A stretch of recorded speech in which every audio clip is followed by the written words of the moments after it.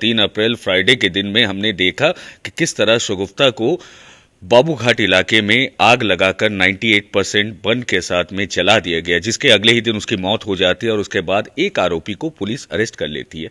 इस बात से लोगों का आक्रोश कम नहीं हुआ। नील माधव सेन लेन जो कि जलवा टोली में है सेंट्रल कोलकाता के, वहां के लोग और कुछ पॉलिटिकल और सोशल लीडर्स, जी हाँ मैं सोशल लीडर्स का नाम ले रहा हूं, जैसे जैद अनवर हुए या फिर रेहाना खातून जो कि टीएमसी के काउंसलर भी हैं। जैद अनवर कांग्रेस के बड़े नेता हैं, वो भी साथ में शामिल हुए और irrespective of party, irrespective of gender, सैकड़ों की संख्या में लोगों ने कैंडल मार्च निकाला और शगुफ्ता के लिए इंसाफ मांगा। सड़कों पे उतरे और सड़कों पे घूमे, अपनी दर्द, अपनी आवाज को लोगों तक पहुंचाने की कोशिश की। उस फैमिली के लिए इंसाफ मांगा जिसकी बेटी महज नौकरी मांगने के लिए बाहर गई थी। एक जॉब का ऑफर मिला था और बदले में जान गंवानी पड़ी और इतनी दर्दनाक कि केरोसिन डालकर आग लगा दिया गया। बचाने की कोशिश करते करते 98% बंद के साथ इनकी मौत हो गई थी।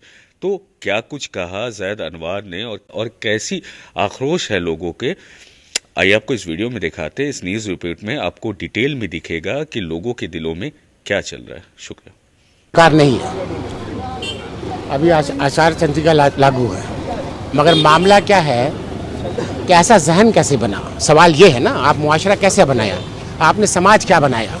हम स्कूल खोलते हैं, हम मदरसा खोलते हैं, हम तमाम अच्छे इदारे खोलते हैं कि अपने बच्चों को क्या पढ़ा रहे हैं। अगर ये देखिए, नौजवान बड़े होके, मैं लव मैरिज किया हूँ, बहुत से लोग लव मैरिज किए हुए, बहुत सी तू मैं होती हैं, ये तमाम चीज़ रहती हैं, मगर एक बंदे का जहन कैसा बन गया है?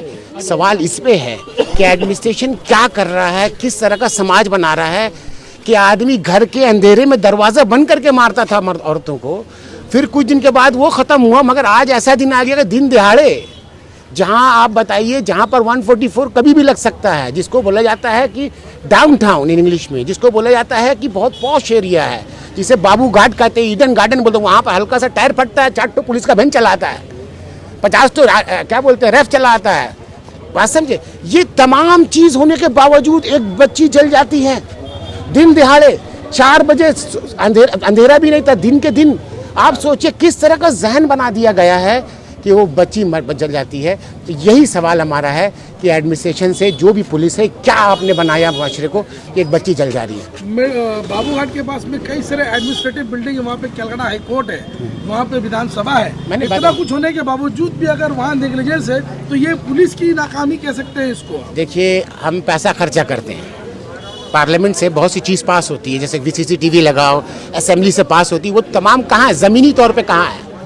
आपने बड़ी बड़ी बातें की, हम कार घुमा रहे हैं, हम कार घुमा रहे हैं, उसमें कैमरा लगा हुआ है, बड़ा बाबू देख रहा है, छोटा बाबू देख रहा है। मैं अपने आसान भाषा में समझा रहा हूँ आपको, मगर वो सब बड़ा बाबू सो रहा था, एक बच्ची जल रही थी, एक माँ की लाल मिट गई थी और एक बड़ा बाबू सो रहे थे। उसी बड़ा बाबू को जगाने के लिए हम जस्टिस मांगने आए। अब आया का भी केस हम लोगों ने देखा है, ऐसे कई सारे बलिदान अक्सर लड़कियां ऐसे कब तक देते रहेंगी? बंगाल में काली को पूजा जाता है, बंगाल में दुर्गा को पूजा जाता है, बंगाल में सरस्वती को पूजा जाता है।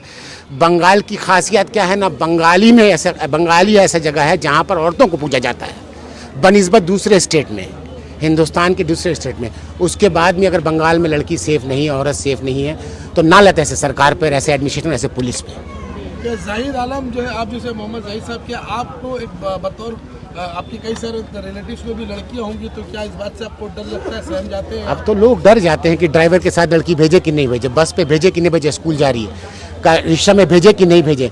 क्यों? अब दिन दिहाड़े अगर एक लड़की जल जा रही है, एक नौजवान जला दे रहा है 2-4 मिलके, तो कुछ भी हो सकता है। बच्ची सेफ नहीं है यहाँ पर, बंगाल में सेफ नहीं है। उसी के लिए एडमिशन को जगाने के लिए हम लोग यहाँ प्रोग्राम किया। पिछले कई वर्षों से बंगाल में क्राइम अगेंस्ट वुमेन बढ़ता जा रहा है, ग्राफ बढ़ता जा रहा है। पहले ये बीजेपी शासित राज्यों में देखा जाता था, लेकिन कुछ वर्षों में बंगाल में भी देखा जा रहा है। इसको कैसे देखें?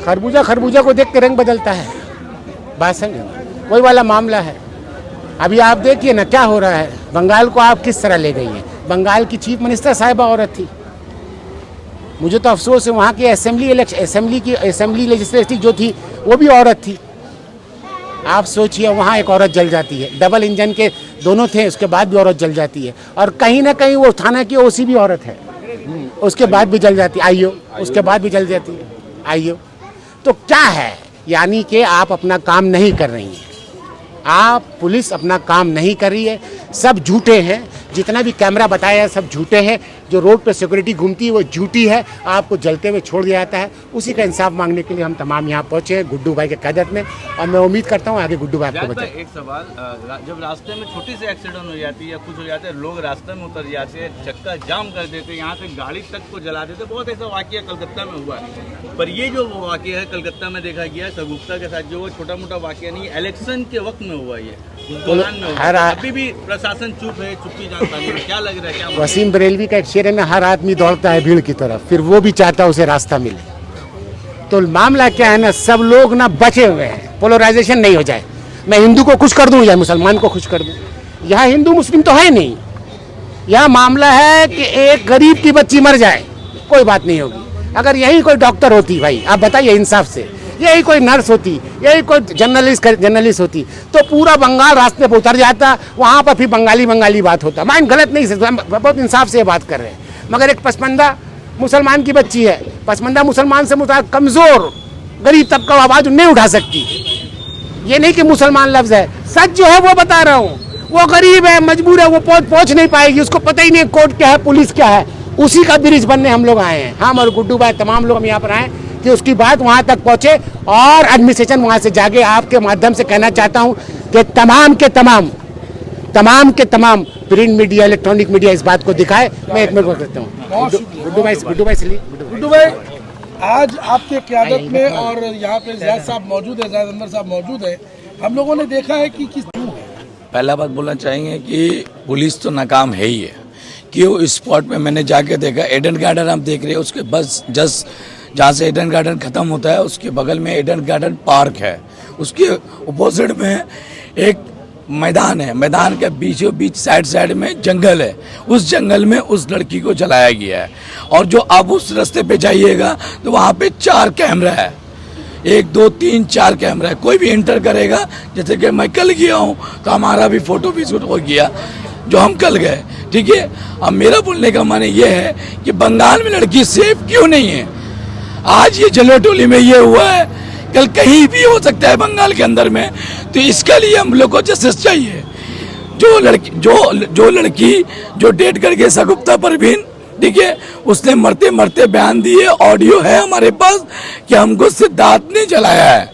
वो इंटरव्यू के बहाने से उसको बुलाया, नौकरी के बहाने से बुलाया, बुलाने के बाद उसको जला दिया गया। यही बात है, हमको चाहिए इंसाफ। हमारे घर पे ऐसा हुआ है, जो जलाया है उसको जस्टिस बोले तो फांसी चाहिए, और जब तक ये फांसी नहीं होगा और हम लोग को इंसाफ नहीं मिलेगा, कलकत्ता के हर एक गली से ऐसे सब नौजवान जितने भाई बहन है जो भी है, सबसे हाथ जोड़ के कि आप लोग अब हम हमारे लिए नहीं, आप अपने बच्चों के लिए निकलिए। अभी नहीं निकलिएगा तो फिर कब निकलिएगा।